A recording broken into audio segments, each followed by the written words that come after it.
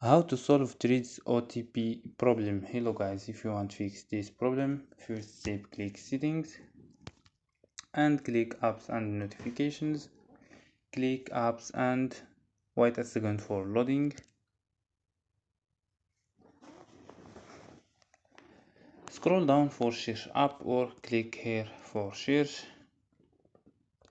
Threads and go to force stop, click OK and go to storage and click clear cache.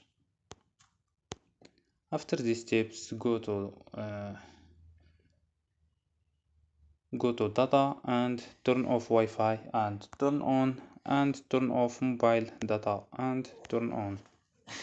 So don't forget like and subscribe. Bye.